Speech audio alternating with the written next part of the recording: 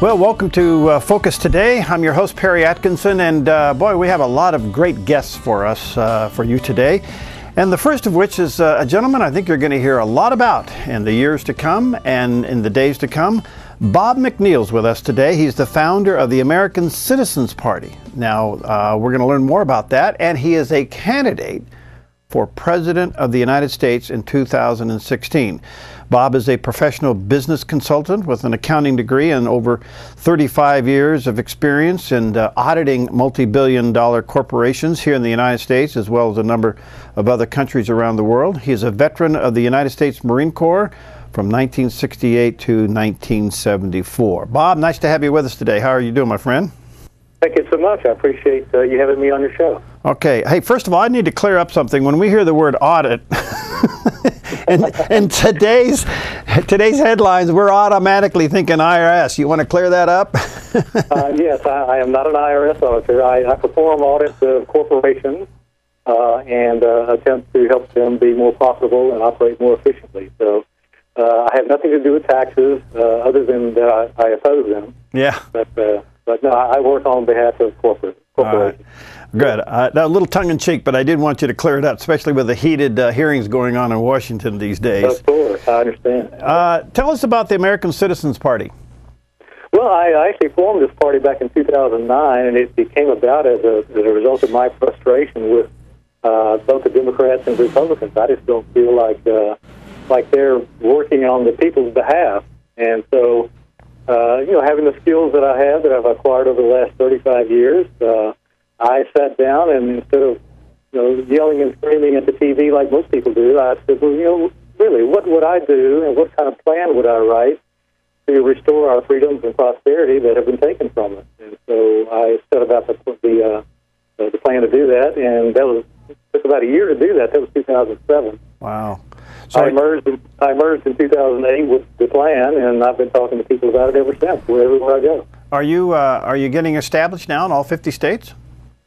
Not yet. I hope to, and that's why I'm starting early. I have to be on the ballot in all 50 states in 2016, or this just isn't going to happen. So that's the purpose of these interviews, and I appreciate you helping me out with that. You bet. Okay. Well, let's just do a quick run through some of the sensitive topics, and then I'll come back and have you comment more deeply on the social issues. Where are you with abortion? I stand firmly on the side of the innocent babies. I think the women should have more personal responsibility. That's one of the principles under which I formed the American Citizens Party. I think women should actually think about what they're doing before they go on a date or go to a bar or this kind of thing. I think we can eliminate a lot of the problems if people would just be more responsible. Where are you with same-sex marriages? I believe in traditional marriage. I believe marriage is a union between one human male and one human female. Okay. That's where I stand on that. Gun control, Second Amendment. I am a firm supporter of the Second Amendment. All right. And can you describe, how'd I say this a little bit tongue-in-cheek because it's also very serious, do you have any idea what our foreign policy is today? Well, I know what it has been, and that's to interfere in the operations of other countries around the world for somewhat reasons that are unclear to me. So my goal as president would be to focus on the national security of the United States and ensure that we live under the freedom and prosperity that the founders intended, and stay out of other people's business, basically, unless they pose a direct threat to us. Let's focus on America. All right, Bob, the big thing also is the economy, and in particular our debt. We've seen this thing go to $16 trillion on its way to $17 trillion, with the current administration saying, well, we don't have a spending problem. We're in a mess, and I don't know if we can recover. Some say we can. What's your thinking about that? Well, I believe we can. I wouldn't run for president if I didn't think we could. Mm-hmm. And that is specifically what I plan to do. I believe that we lost our freedom over 100 years ago with the passage of the corporate income tax in 1909 and the federal income tax in 1913. And no person who was born after that has lived at the level of freedom that our founding fathers intended. What my plan does is on Inauguration Day, January 20th, 2017, I sign a document that I wrote. It's only one page long. It's called the Proclamation of Freedom. And what that does is that I use the power of the Article 2, Section 2 presidential pardon to issue a blanket pardon to all Americans to say from that moment forward, we're going to have a tax revolt against Congress. We're going to return $2.7 trillion back to the pockets of the American people to stimulate our economy from the bottom up, not the top down, which hasn't been working. And I'm going to pardon every person who chooses to participate in that revolution. Wow. All right. We're watching these hearings on Capitol Hill concerning the IRS, not to mention Benghazi, but let's stick with the IRS for a moment. We now see these abuses. They are appearing to go all the way to the White House.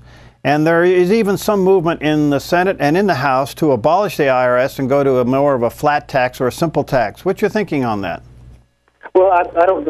Actually, I have some problems with both the fair tax and the flat tax. Both have constitutional issues, and neither one of them actually solve the problems when it comes to the government's interference and into our personal affairs. The flat tax still requires that we fill out a form and we tell the government how much we owe, and there needs to be an enforcement mechanism for those who misreport, and it still keeps in place the bureaucracy of the IRS. Who's going to receive all these one-page tax returns, and who's going to enforce those, and who's going to verify our income? So the flat tax doesn't solve the problem. The fair tax has its own issues, and that is it grants expansive new powers to the federal government to interfere in all the consumer transactions throughout the United States of America. And those are brand new powers that have never been granted to the federal government before. So what I propose is this, is we don't need to pass any new tax laws. What we need to do is eliminate our current tax law and just revert back to the original taxing clauses in Article 1, Section 8 and Article 1, Section 9 of the Constitution, which are indirect and direct taxes. That's how the founders intended for our government to be funded. Did you calculate that out? I mean, does that fund the government? I mean, I realize we've got some entitlement issues and all that, but does that produce enough revenue to keep this thing going? It doesn't produce enough revenue to keep our current government going. We have a $4 trillion budget, and what I did was I calculated based on the constitutional authority of the federal government, and those are set out in the enumerated powers clause of the Constitution of Article 1, Section 8. There are only 17 things that the federal government is authorized to do, and when I examined all the programs that the government administers, and there are more than 1,000 of them, I eliminated more than half of them as being unconstitutional. And what I figured out is that including defense and all the other categories of programs that the government can enact, I can probably fund a fully constitutional federal government for about $1.5 trillion. So the issue is, let's not create revenues to support a bloated government. Let's reduce government down to its constitutional size, and then raise the necessary taxes to fund that. All right, so you're going back to something you said earlier, Bob, and that is the Proclamation of Freedom, which sets in motion what you're calling the 21st Century American Revolution, which is basically Correct. A tax revolt, right? It is, yes. Okay. By the way, before we run out of time here, where can people learn more about you and the party and what you're doing here? You have a website? They can go to the website. It's AmericanCitizenParty.us. Okay. And you can read the platform. You can read about me. I have a little biography section there, and you can find out everything you need to know about this new revolutionary plan. How would you address the war on terror?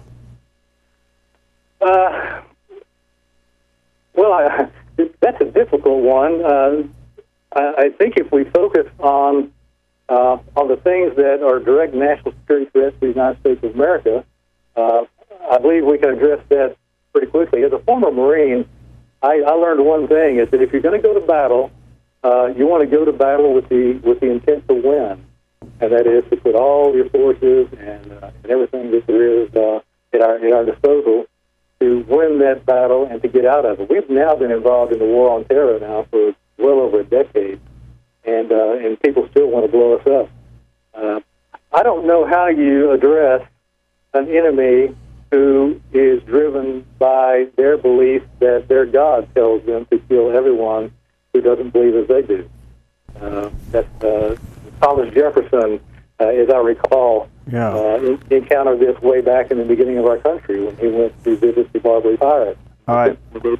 Negotiate with them. I got about a minute left here, Bob. I want to ask you, again, we're talking to Bob McNeil. He's the founder of the American Citizens Party, and you can go to americancitizensparty.us and check out the party and his candidacy for president in 2016.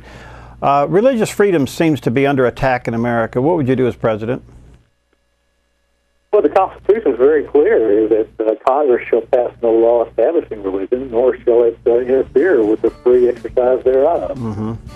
I firmly believe in God, and He's a force in my everyday life, and I support anyone's right to exercise their religious freedom and to worship any way that they choose. I even support the right of people not to believe in anything at all. I mean, that's really what our founders intended. Okay. But I don't believe there needs to be a religious war in this country. I believe really everyone should really just believe in something. I've always said that I don't care if you dance around a fire under a full moon, as long as you believe in something greater than yourself. There you go. And that's sort of how I characterize religion or spirituality. All right, thank you, Bob, for your time, and look forward to having you back as things heat up towards 2016. And again, AmericanCitizensParty.us, Bob McNeil. Thanks, my friend. Talk to you soon. Thank you so much. Okay, bye. We'll be right back.